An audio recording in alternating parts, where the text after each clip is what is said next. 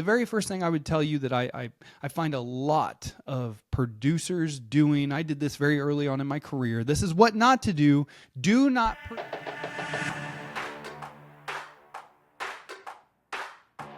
Hey, welcome to the Insurance Buzz. I am your host, Michael Weaver, and I'm flying solo today. And what we're going to be talking about today is what not to do in the close so that you can actually close more deals. This was a question that was asked from you, our community, our audience at the Insurance Buzz, because I've covered a lot of we've covered a lot of topics around how to increase your sales, how to overcome objections, how to close in the proper way. But sometimes it's just as important to know what not to do as it is to know what to do. And that's what I'm going to cover today is what not to do that you may be doing right now that is getting in your way of closing more deals because you're confusing the customer. So the very first thing I want to tackle today, and actually before I get into that, if you have anything on your mind, if you have any topics you want us to cover, if you have any guests you ever want on the Insurance Buzz, all you have to do is let us know. Just text 816-727-7610. The entire reason we do the Insurance Buzz is for you.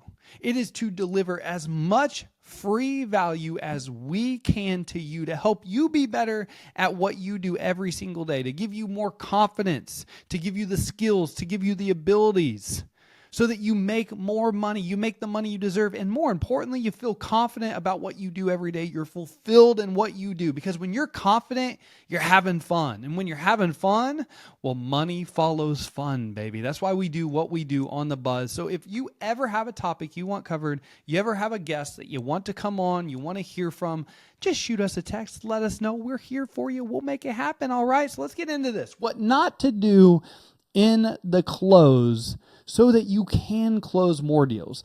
The very first thing I would tell you that I find a lot of producers doing, I did this very early on in my career. This is what not to do.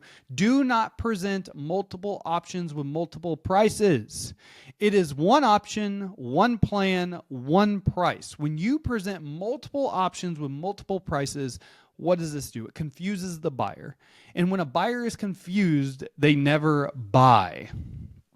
You want to make it as simple as possible. Meaning, if you quote 2 cars, a renter's, an umbrella policy, and 2 life policies, you're never going to say, well, hey, for just the 2 cars and the renters, it's this. For the 2 cars, the renters, and the umbrella, it's this. For the 2 cars, the renters, the umbrella, and the 2 life, it's this. No, it's, hey, for everything we talked about today, it's 2 cars, renters, umbrella, and 2 life policies. It's going to be this amount. And then you go directly into the quote. You are directly into how do you want to pay for that? Visa, MasterCard, Amex. When you break it up, you're going to confuse the buyer, and the buyer's never going to buy from you. They're going to be confused. They're not going to know what decision is the best one to make. You're the professional. You're the advisor. You're creating a plan that is going to make sure that they are adequately protected. That plan costs one price, and then you go directly into, are you paying with a Visa, MasterCard, or Amex today? So never present more than one option. One plan, one option, one price. Make it happen. The second thing I want to cover today is what not to do. What not to do again. What not to do in the close to get more closes. What not to do is you're never going to get at the end of the conversation, present the price, and not ask for payment information. That is what you do not do. You're never going to not ask for payment information. You always ask for payment information. So what I mean by not asking for payment information is many times in the producers and agents I coach at Weaver Sales Academy, they get to the very end and they say, hey, for everything we talked about today, it's going to be $250 a month. How do you feel about that? What questions do you have for me? Again, this is what not to do. You are never going to get to the end of the conversation and do this. You never present the price and ask, do you have any additional questions for me? What do you think about that? Would it be easier if I email this over to you? That is what not to do. You are never going to give the customer objections to give you. When you say, hey, you have anything to think about? What are they instantly going to say? Yeah, actually, I need to think about this. Email it over. Hey, it's $250 a month. You want me to go ahead and email that over to you so you can look at it? Yeah, go ahead and email that over to me and then follow up with me. I'm never going to get back in touch with you. You with me? Like, you're never going to do that. When you present the price, you go directly into, hey, to get that started today, all I need is your Visa, Amex, or MasterCard. That is what to do. What not to do is you never present the price and then ask additional questions besides, hey, how you paying with that? That's the only thing you're focused on. You're never going to say, hey, do you have any questions for me? Does that make sense? Do you need that emailed over? You need to think about anything? No. Eliminate that from your vocabulary. When you present the price, you go straight into payment information. That's how you actually help them. So what not to do is ask questions after you deliver the price. The only question you're asking is, are you paying with a Visa, MasterCard, or Amex today? All right, what not to do to increase your sales. Also, what not to do. Do not do this. Do not do this. It is not time to resell coverages. It is not time to resell your product. When they give you an objection, it is your job to address the objection and go right back to payment information. All right, you're not going to get into the reselling mode. Well, we're giving you 4 times the come and educate. No, the education process is over. The emotional part of the process and conversation are over. In the close, the only thing that matters is logic. You addressing their objection. Hey, you know what? I need to think about that. Well, tell me, Mr. or Mrs. Customer, if you're anything like many customers I have worked with, when you say you need to think about it, there's typically something that you still have questions about. Tell me, what are you unclear about that I can answer for you so that you have the ability to make a decision? We're not reselling anything. We're not getting into the emotions. We're being logical. You have to be logical in the close. So what not to do in the close is start to resell your product. The emotional part of the conversation is over. Now we're in the logical part of the conversation. The close is logical. It's not emotional. Take the emotions out of it. That is what not to do in the close. Don't get emotional. Stay logical. All right, the last thing I want to talk about here, and this is in the close. This is part of the close. Fortune is in the follow-up. If you cannot get to the yes or no and there is follow-up, do not schedule a follow-up longer than 48 hours down the road. 24 to 48 hours, that is it.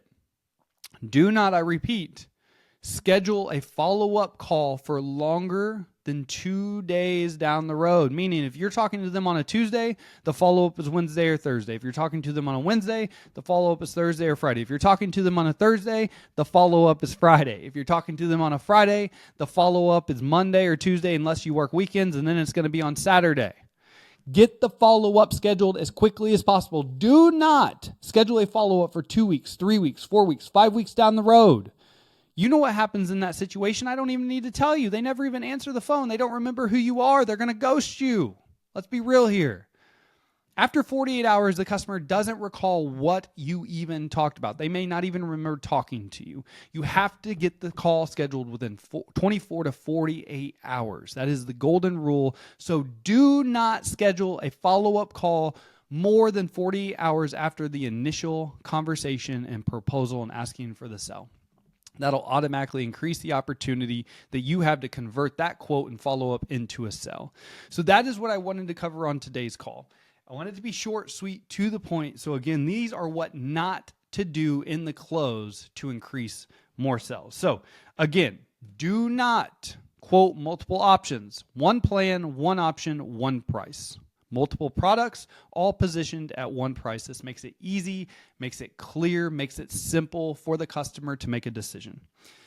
2, you are never going to get at the end and present the price and not ask for the sell. Meaning that when you present the price, we go straight into, are you paying with a Visa, MasterCard, Amex? You're never going to get to the end and say, do you have any questions? Does that make sense? Do you want me to email that over?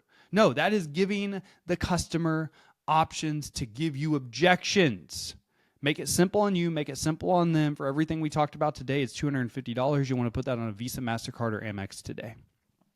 3, no reselling the product. This is logical. Do not get in emotions. The emotional part of the conversation is over. Now it is purely logical. Address the objection and assume the sell. Address the objection, assume the sell. Right? Next, if you have to follow up, and follow up is part of the sales game, never ever schedule the follow-up for more than 48 hours after the initial call, conversation, proposal. That is the golden rule here. Never schedule it for more than 48 hours out. The follow-up is either tomorrow or the next day. If you implement this right now on your next conversation, you will close more deals. Guaranteed. So, that is what not to do in the close to increase your closing rate so that you close more deals. I hope you enjoyed today. I hope today was beneficial. If you have any questions for me, shoot me a text. Let me know, 816-727-7610. If you by chance have never given us a 5-star rating, go ahead, click right now on the podcast or YouTube. Give us a rating, 5-star review. Be even better if you rated it and reviewed it. But other than that, I appreciate you so much. As always, time and attention are by far our most important assets. Appreciate you spending time with me today on The Buzz. Go out and make it great.